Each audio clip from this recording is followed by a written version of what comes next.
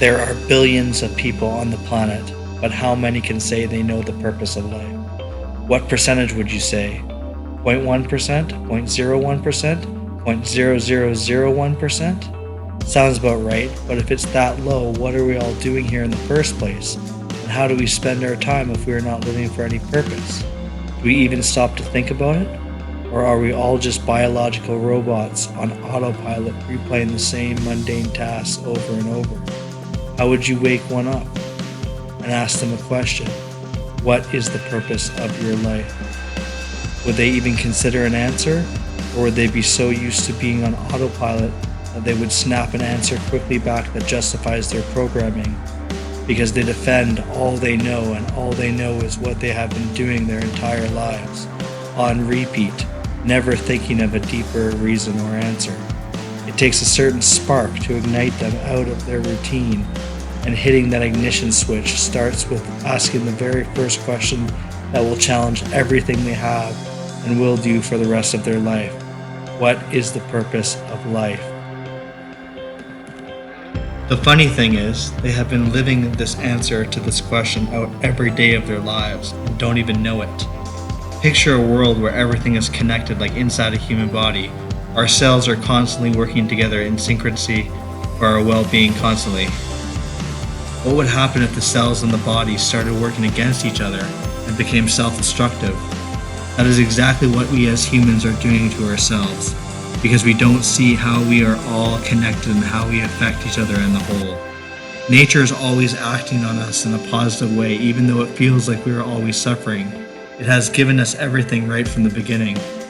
We only suffer because we have come out of alignment with it, while allowing our ego to get in the way. This ego, which controls us as robots, has one main motto: what's on it for me?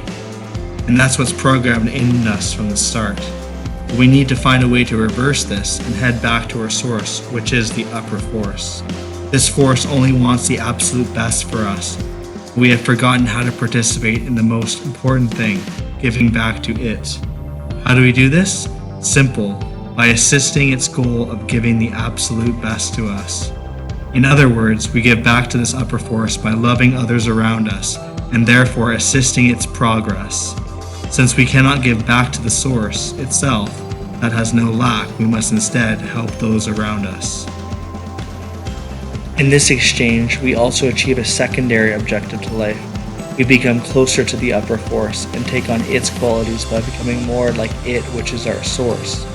In our world, you would say that two things in our physical world with less physical distance between them are closer to each other.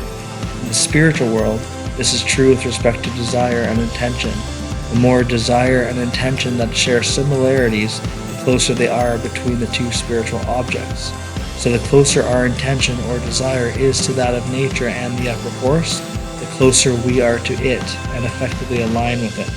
When we put ourselves in alignment with this power, we have effectively answered what is the meaning of life and what we should be striving for every day.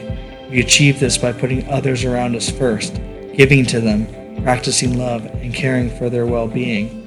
This is defined as having a genuine interest in the well-being and happiness of others, to the extent that you make it your highest priority to put their needs above your own. And again, this upper force by helping complete its role and aligning with it by acting out its intentions on the people around you. And as the saying goes, love your neighbor as yourself, or treat others the way you want to be treated. Is the answer that simple? We live it every day and we choose to use it or not. To tap into and align with the greatest force in the universe, which is the power of love, and return to our original state, or be controlled by our ego, which thinks only for itself. Will we align with the highest force in the universe, or do we want to be first in line for our coffee in the morning while cutting off as many people as needed? But we are all on our own paths and journey to discover this. So ask a question that will lead you down a path that will help support the very force that this question was built for. What is the purpose of life?